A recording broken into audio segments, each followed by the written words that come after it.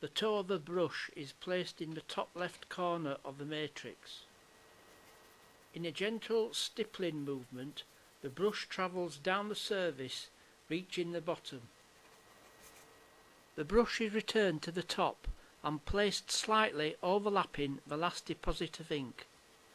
This is continued until the whole image is coated in pigment. The matrix is turned 90 degrees. The entire procedure is repeated 3 times.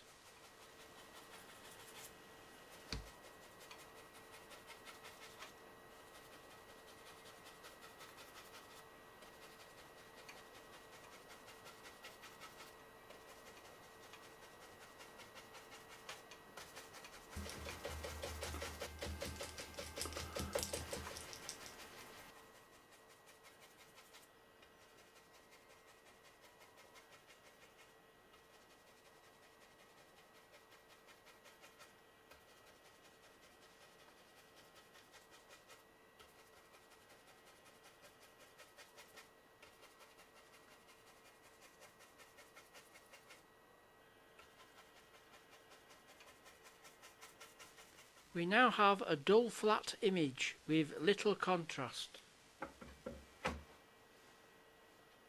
The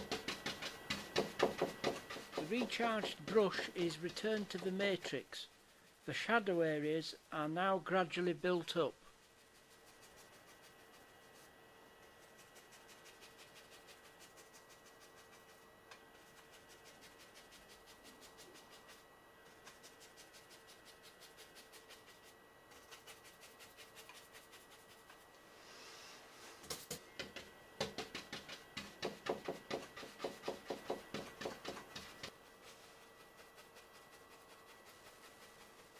Only the darkest shadow and mid-tone areas should take the pigment.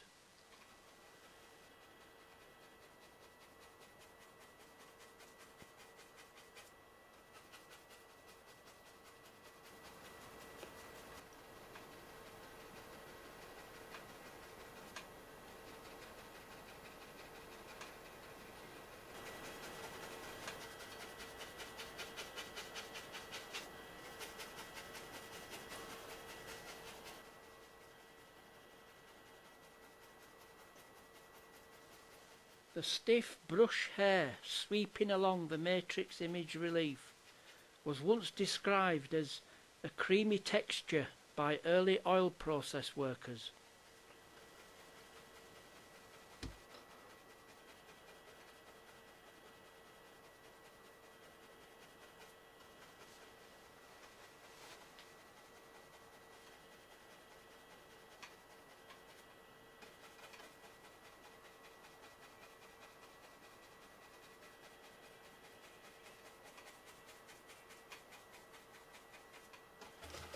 Jordan in 1937 describes the noise of the bromoil brush is heard in the land.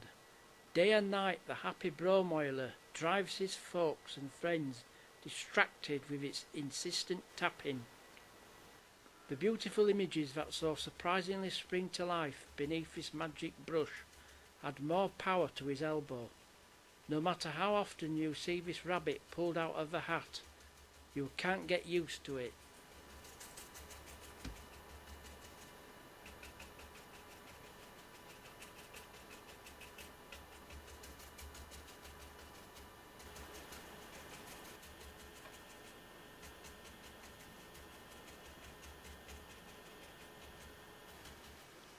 With the soft-haired brush and soft pigment, the mid-tone and highlight areas can now be built up.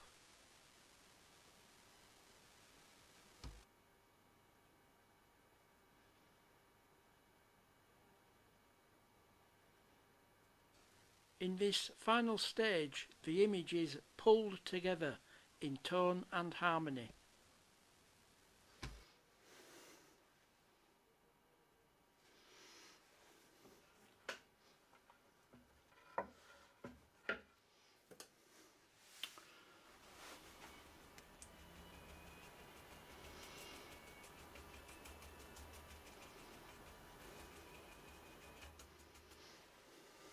Finally, after an hour, The oil print is now ready for transfer.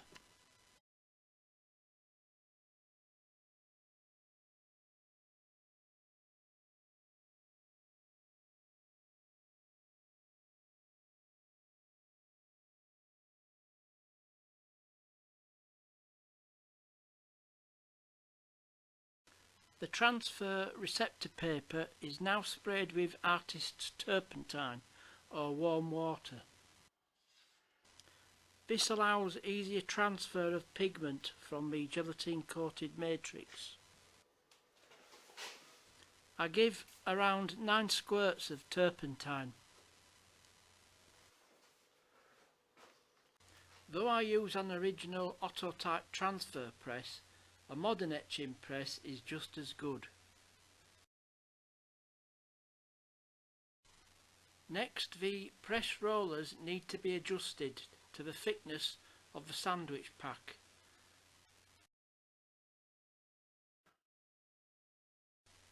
The roller's gap is adjusted by turning the wheel adjuster. The wheel adjuster keeps the gap level the whole length of the rollers.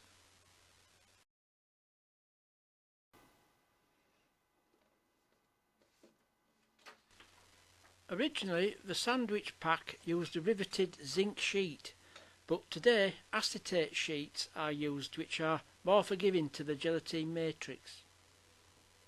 The pack is made up as follows. A thin card larger than the receptor paper forms the base. Placed on top of it is the watercoloured paper and then, face down, the inked matrix, all in a staggered fashion. This pack of 3 is placed between 2 firm acetate sheets which are glued together along the shorter edges. The sandwich, as it is called, is then placed on the bed of the press and pulled through slowly without stopping and as smoothly as possible.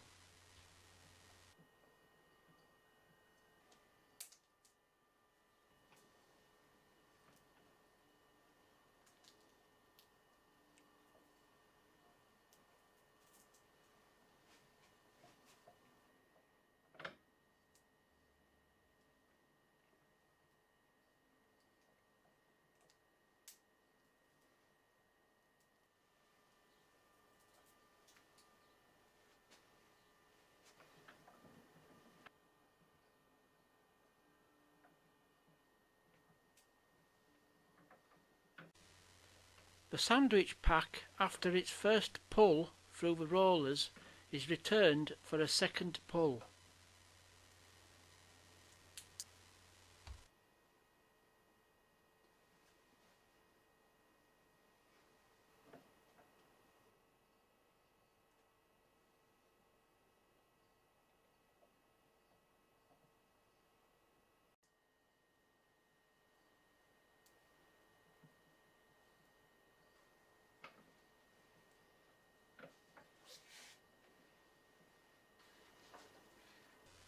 The matrix is now carefully removed from the press and opened up.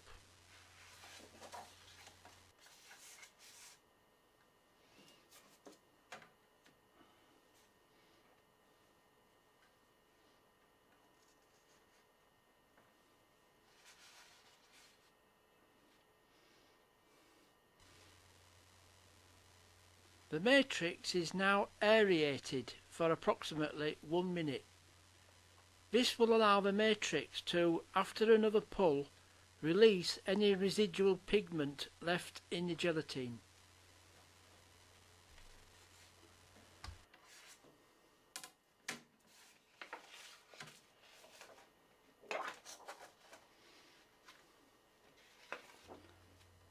The well-known bromoiler Bertram Cox discovered this technique in the 1920s.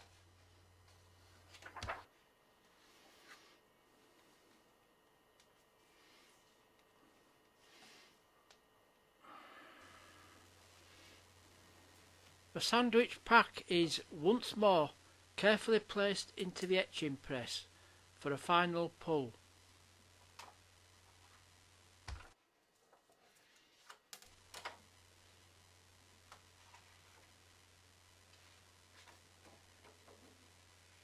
Hopefully, a satisfactory oil transfer showing all the desired detail and tones has been achieved.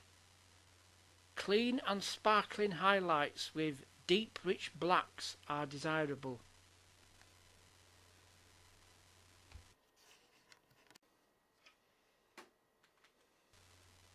The end result, the oil transfer, liberated from all the materials used in photography, must be considered a print in its truest sense and equal to any produced with other printing processes.